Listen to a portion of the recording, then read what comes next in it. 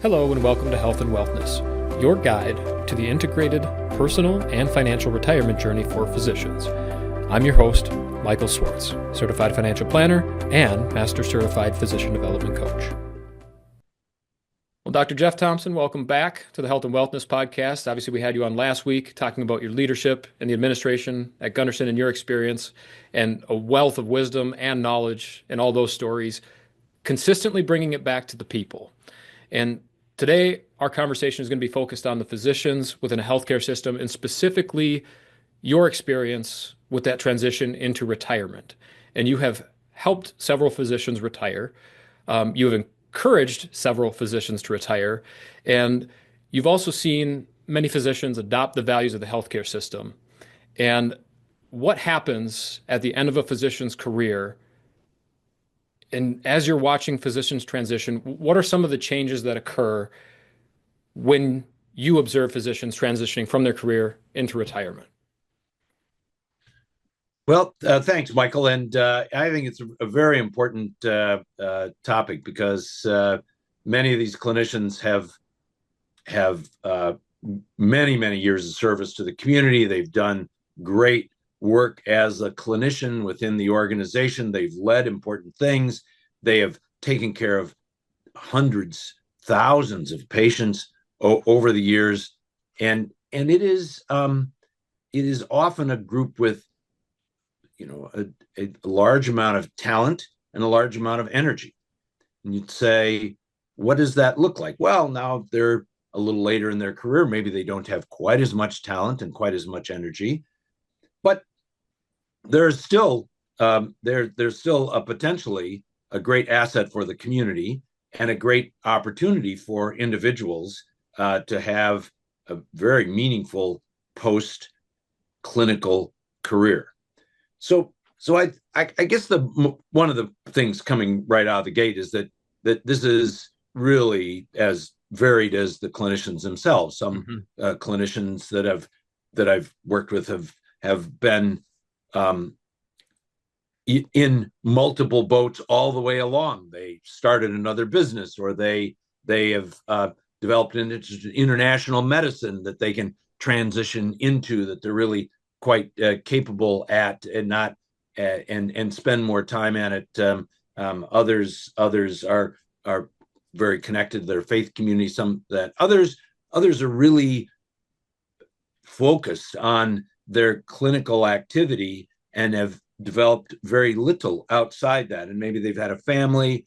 Often now the family has moved away or something. So it might be a little thin on what it looks like afterwards. And we've had some, we would try and interview and talk with clinicians to thank them for their work over all these years. And part of that relaxed conversation over a lunch would include, what are your plans? And some would have a laundry list that would sound exhausting to go after. But others would say, well, I'm gonna go fishing. Well, you are. I didn't realize you liked fishing. Well, I haven't fished. You haven't fished. No, but that's what I'm going to do. I'm going to go fishing. That's what I've heard a lot of people say it's a good thing to do. That's what I'm going to do. So here's a person that spent 40, 50, 60 hours a week working, another 10 hours reading journals and trying to stay up to date, all immersed in that, taking call on that. And they're going to go from that to taking up a sport they have never done, that they've heard some people talk. I mean, this is absolutely a real thing, and happened in versions of this multiple times. People say, I think I'm going to do that, or they'd say, I think I'm going to just do some of that administrative work. That's what I mean. They never led anything. They never been on a committee. They didn't have any feel for it. So they had really an unusual view of what it looked like to transition, and the view was pretty narrow and fraught with trouble. After third day, they'd be staring at their spouse at lunchtime and have a conversation that kind of went, if you think I'm going to sit here and make lunch for you every day when they've had their own life for 35 years, yeah, you're really mistaken. You need to find something to do. That is not the time to be finding an interest at 65 or 70 years old. This is a time to be launching into things that you've been setting up over time. So my experience with it is that it's really variable, but there's an awful lot of folks with a lot of talent and a lot of capabilities who showed an enormous amount of caring, who underplanned this transition. And it's not a switch, it's not an overnight thing. These are very important transitions, and to get it right is going to take it's going to take a ramping up, a roadway. And so I very often we would see people that had spent not much time on the roadway up. Absolutely. And I love that you mentioned that roadmap, that launching pad, and the fact that it's truly a runway. It's an acceleration. Right. And for physicians who are solely or predominantly focused on their career, developing not just the financial retirement plan, right? As a CFP, I'm totally aware that people know they should have a financial plan for retirement. But really, a lot of our conversations have centered around that personal retirement plan that should be started while you are retiring, while you are still working, not retiring on the job. You were very clear about that, especially from the CEO's perspective. But rather than, senioritis and reaching the end of the career and maybe being not quite as quick, not quite as sharp, having a personal retirement plan that starts maybe 2 to 10 years ahead of a retirement date so that you don't just have something you're retiring from. I've seen so many physicians who are stressed out with the pace of patient care. Maybe it's they're hoping to, get out of the stressors of the job or get rid of the call, and they have so many things they're happy to leave behind, and they have plenty to retire from. But the question becomes then, what are they retiring to? And fishing is not a personal retirement plan. Yeah. Well, and this is no different, and it shouldn't be that hard a transition, but it is a hard transition, or a new concept, because it's no different when you're counseling clinicians mid-career and they're not liking where they're at. Maybe I'll go this place because they offer a lot of money or they offer something, and you have to separate out what are you going away from, and are you just going away from something, or you're really going to something.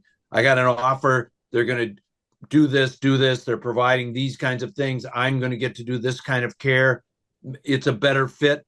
Well, then maybe it's a better fit. That's to something. It's within careers, in personal relationships, our children, as they come through their teens and 20s, they get angry and they go away from something, but that doesn't mean you ought to just end up with anybody. You need to go to something. It's the to something.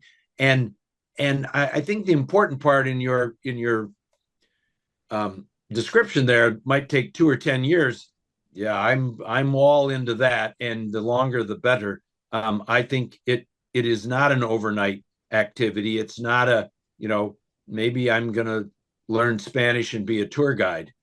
Well, you might be able to do that at the day you retire, but usually that takes going to Spain a number of times or going to South and Central America and then taking language lessons over 3 or 5 years and immersing yourself for months so your language is good enough so you can really help people find a way.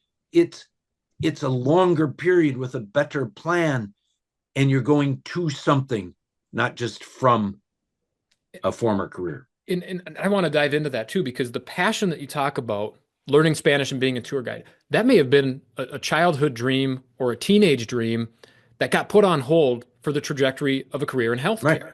And so whether it was high school, undergraduate, graduate, doctorate, residency, fellowship, career, several dreams indisputably have been set aside that can be rekindled, but it's going to take a bit of mining and a bit of work to dig past the calluses and the sediment that's accumulated over the course of 30 to 40 years to bring back some of these passion projects that we get to revisit at retirement, and to try and begin that mining process and excavation process after your final day of your career just creates a gap. Yeah, it's not that it can't be done, and people put it off and say, "Oh, I'll have all this time." And sometimes they do have the time, but sometimes the motivation isn't there, the speed of learning isn't there. And another thing that's very important, that I just want to make sure we get in here, is that the connections aren't there. Mm-hmm. And that is, the people connections are so important, because even though the people you see at work all the time, uh, it's not like they all of a sudden start hating you. But it becomes harder, and you're not in that flow, and you're not with that. And it's not like you won't have any of those, but you have to be intentional about building that ahead of time. And the people that are most successful have connections not just from work; it's from their faith community. That now they were on a committee now and then, or they worked on a few projects, but now they expand that out, or now they worked on a couple of Habitat for Humanity projects, but now they're available 2 days a week. Or maybe it's the food pantry, or maybe it's mentoring at the university, or actually teaching at the university. But you can't magically do that the day after you retire, or your day after you take it to retire and then do that. Or so many said, well, finally I'm going to work on my golf game and get my golf game up. That's okay. I mean, I'm not a golfer, but that's fine. But if all I did every day was play soccer, that would be interesting for a week or two. But it's not very fulfilling. It's not very fulfilling, and some people can do that, but most people will feel pretty hollow if that's all they do. There's other ways to contribute. You have a big brain, you have a big heart, you've showed that for decades, but it takes connections to other people. You can't do it by yourself. Find people that you can reach out to, and just like clinically. If we didn't have a full pathway forward, we'd call up a consult from here or there, or a partner in the same, and say, what do you think? And she would say, well, I think this, and you'd say that. And so you would find support among like-minded colleagues. So that over these years ahead of time, start developing and try something out. So go fishing, try the fishing out, see if it works. Maybe you'll become an avid fisherman. Maybe you'll love fishing, and maybe you'll want to teach young kids how to fish, or you'll guide old people fishing. Or not, or you'll find out it's a disaster and you hate it, and that's okay. But it's not the year after you retire, it's the 7th year before you're thinking to retire. And so then you can move into other things, and then maybe that surfacing of that tour guide, or starting a band, or doing something will become more prominent for you. Yeah, and if there are executives listening to this, maybe a good little reframe or piece to highlight here too is what an amazing shift in the fulfillment of a late career physician who feels empowered and finds this excitement for the exclamation point they're putting at the end of their career arc, as opposed to a bit of shutting down, a bit of closing out, a lot of negativity accumulating. Maybe this is the end. This is all there is. This is going to be challenging, as opposed to I'm excited about celebrating some of the past milestones, reflecting on my career, and making it a crescendo professionally, and having this personal element on top to complement that. Yeah, I think our theme of going to something and being prepared for that. Another theme that come out very consistently from the people that have done this well is, even though you're a physician and you get paid well and you're respected well and all those things, it's all fine, that your life is trying to improve the health and well-being of other folks, and to suddenly not be doing that, whether you can articulate it or not, or you say that, it is a big change for people. Mm-hmm. And so the people that seem the most satisfied are the ones that find a way to serve. And there are so many ways to serve. And most physicians, by the time they're retired, don't need big financial remuneration. So that you have an opportunity to teach in a place where payment is quite low, or mentor young people, or guide other folks, or serve in all those things I was mentioning, whether it's, there's food insecurity in this country, there's mental health issues in this country, there's the simplest of things can make massive difference. There's a huge wave of mental health issues, including loneliness in this country, and a lot of it's among seniors. Maybe you're a veteran. Uh, Loneliness in senior veterans is a huge problem. Take that on. Seek these out. You don't have to work 12 hours a day and be on call all weekend. I mean, Yep. it isn't like that. You can still serve more on your own schedule, but you can still find ways to improve the health and well-being of folks in your community. So I think what I hear you saying too is being a practicing physician gives you a stage to perform on. There's certainly a role there Right. to play.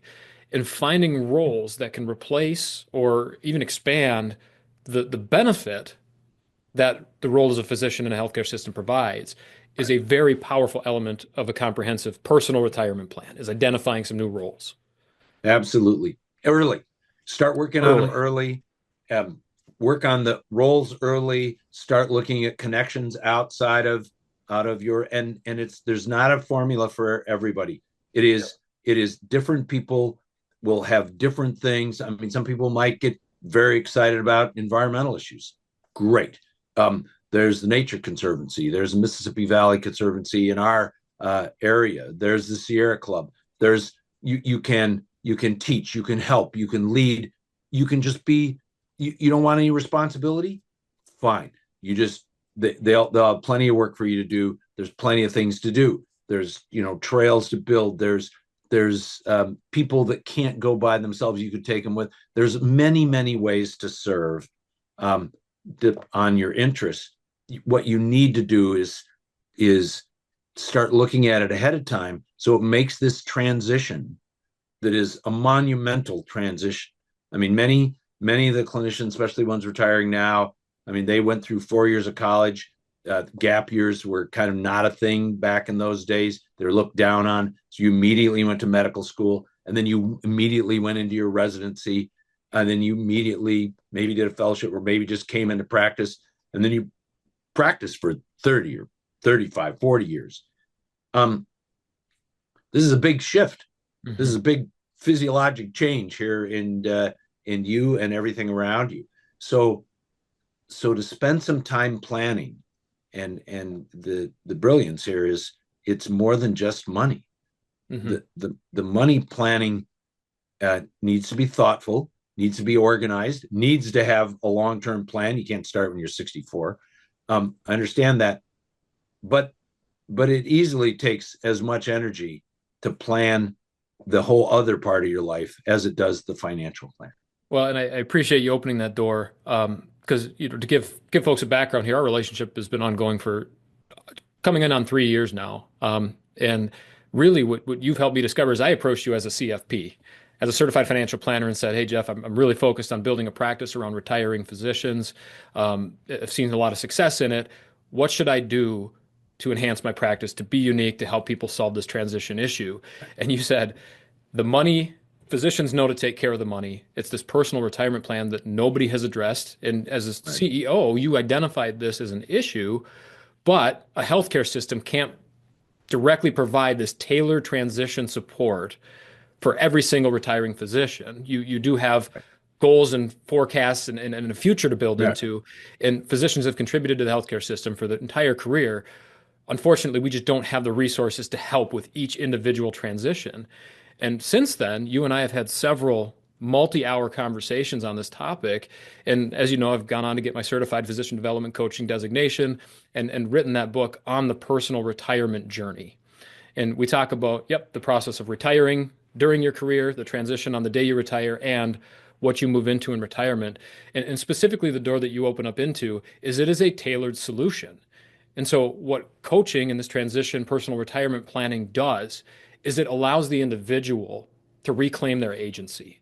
And that's a piece that you've talked about several times. We oftentimes, we collectively as physicians, I'm not one of them, but collectively, physicians will adopt the values of the healthcare system.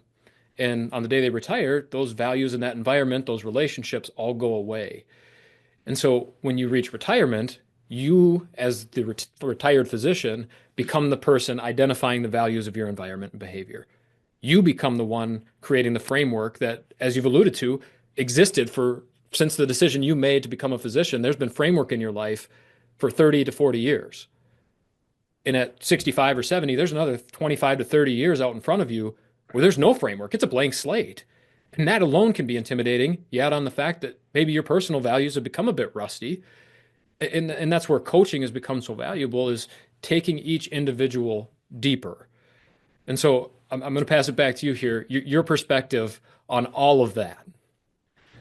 I think a way to look at it is to say retirement, the date has been terribly overrated. Now it's important, and we look at it, and people look forward to it, and all those things. I understand all that, but it's terribly overrated. And getting to that date should not be the goal. It's like finances. When we were running the health system, finances were a very important tool. It's a critically important tool. It wasn't the goal. It's just a tool.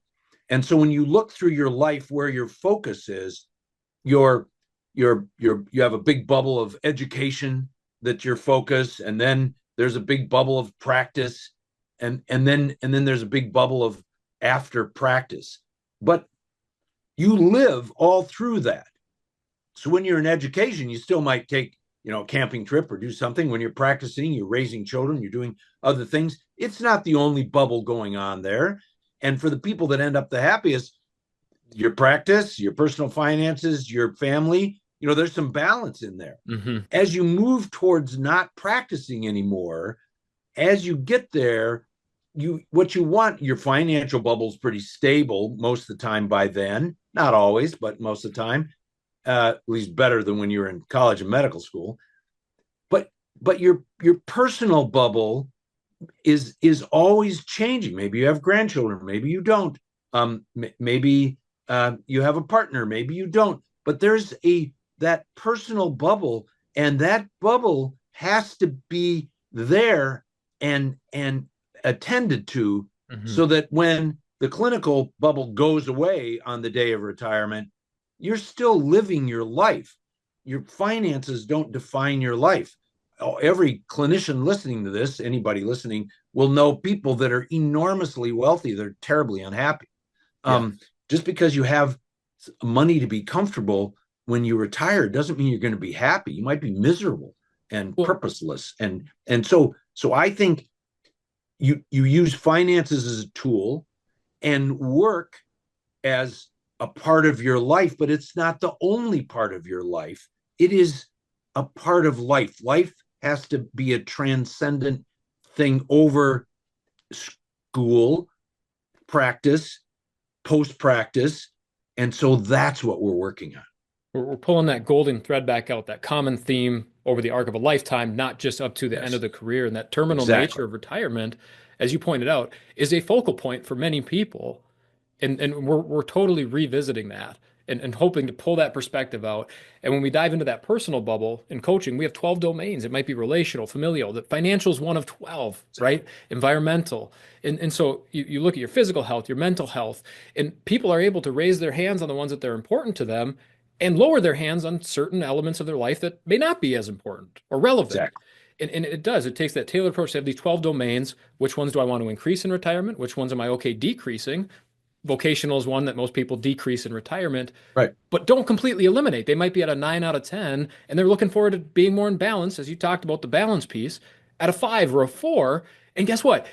You get to write that story. You get to be the author of that. But just like education, and I want to bring it back here to our first conversation. You talked about how the leaders in your healthcare system were calling and asking other individuals, the experts who are doing it well, right. What are you doing right and what's working? But that only could happen if they had a very, very deep foundation of personal experience and education on a topic. Right. And I think what many retired physicians that I've observed, they're reaching out to other people asking for their help in this retirement transition without doing the personal education and introspection first. There is no deep foundation of self. And that's where coaching comes in and says, let's identify those 12 domains. Let's identify what we're retiring from and what we're retiring to. Let's identify our personal values to start getting some framework to write this narrative, and then take a perspective on the full 10 years leading up to and after retirement, that retirement date. And let's expand this out to a personal development story. that we define for ourselves individually. And then we can reach out to other people and ask for that icing on the cake, that curation of skills and behavior, Yes, instead of leaning on other people to solve our problems for us. exactly. Yeah, you smooth out the whole curve instead of a cliff like you have in your diagrams. It turns out to be it's a retirement transition. And of course, people are happy not to take call and are happy to not have the grind through 40 or 60 hours a week. But um, it becomes a transition rather than a cliff when you start working ahead of time. You build these other pieces. You find out what works and what doesn't work, and then invest in the things that really seem to fit with you. You get positive feedback and saying, well, isn't exactly like going to the operating room or the delivery room or the clinic, but it's still a good feeling to teach these young people or mentor these folks or deliver meals to people that are really hungry, or solve a community problem by being on the county board or those kinds of things. It's there are opportunities, and if you start ahead of time, it gives you not only knowledge but confidence. Yeah. that this can be an important part of who you are and how you contribute, and that's how we feel connected. And then you start meeting other people. Then you have those core people that you have a big black straight highway line to, that are always going to be a part of it. But it's important to have another set of folks that you connect with, you learn from, that teach you, that invite you to the symphony, even though you haven't gone to that on a regular basis, or I had a friend I played soccer with, took me to a racetrack. It's the first race car driving event I ever saw in my life. I'm not going to go every week, but it was an interesting experience. And it expands you, and it spreads you out a little bit. So I think that's really important. And you touch on a topic here, and I think we can really close on this. I think because it's a really strong point to land on, is there's a concept. It's called explore versus exploit. And in our early years, whether in any experience, we're doing a lot of exploring and curiosity and curating of our experiences. And over time, we start to refine what we enjoy, and the exploration declines while the exploitation increases. We find the things we like to exploit for our own joy. And I wish there was a better word that they used, but Yeah. I think it was enunciation on the E's. And so over time, our exploration goes down, but the exploitation and learned behaviors tends to become a fairly consistent process. And what happens is at the end of the career, it's mostly familiar. And so you talk a lot about reigniting that exploration, that trial and Yes. error, and having some ability to laugh at ourselves, some fallibility to say, I'm going to try Right. some things and go to the racetrack, and it might not be for me, but Yes. God darn it, I'm going to try it. Yeah. And people, you've already been successful in lots of things. You're successful in education, successful taking care of patients, you're successful in this career. All those things are success. If you try to go fishing and it doesn't work, that doesn't take away from any of the other stuff. You're still great at all that other things. So take the advantage to explore, and you can still enjoy all those other things you've been doing the rest of your life, but exploring is an advantage. New people, new activities, and with very little risk, Yeah, because you've already established yourself. So don't get nervous about that. Just launch out and try it. awesome. And you mentioned a very operative word there too, defining success in retirement. And I would ask you maybe two questions. First, do you feel like you're living out a successful retirement? And B, how do you define success? Because you've brought it home to the people so many times in your Yeah. leadership role and in retirement. I guess, are you having a successful retirement in your own opinion? And how do you define that success for yourself? Yeah. Well, my wife was on here. She would, when people ask, "Are you retired?" and I say yes, and she says, "Not very much, but you still live in La Crosse." And she says, I say yes, and she says, "Not very often." So she might argue a little bit about the sharp edge of retirement, because I still do lots of things. Yeah, I've my transition has gone well. I mean, I backed off from something I loved, taking care of patients, and something I loved, being the CEO, and spent time mentoring within the organization and writing a book and being our external voice, other things that I really enjoyed. And now I'm not at the organization as much. I still meet with folks from the organization, and I teach around the country. I'm part of multiple groups, and I part of people that work on environmental issues, and people that teach leadership, and people that try and influence elected leadership on important topics in the country. And I have some international mentorship. I have lots of things going on. I have a family. I have 5 grandchildren that are important to know who their papa is, and that's important to me. And my wife and I have been married 46 years and enjoy going on adventures and doing things. So for me, it is, continue to have strong relationships, continue to serve the greater good, continue to explore the world and learn. So for me, that has been successful. For other people, I would say success is going to be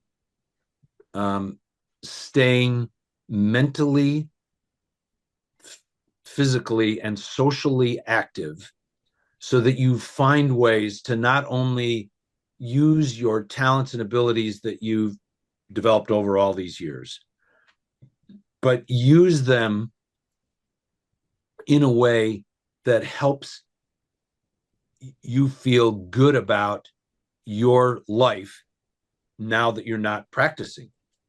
And I will argue that the best way to do that is to find a way to serve.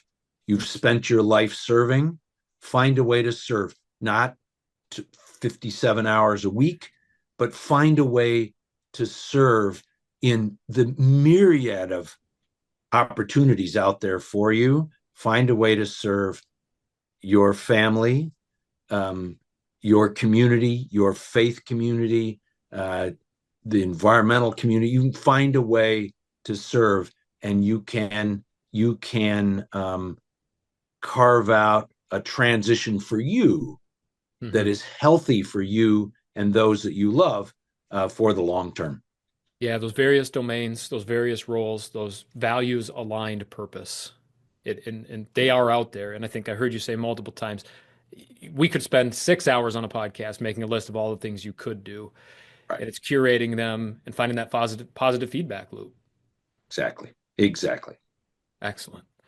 Well, with that, Jeff, thank you for the wealth of knowledge and wisdom that you've offered on this podcast. I look forward to having you back. I'll be happy to do that. Always nice talking to you, Michael. All right. Thank you.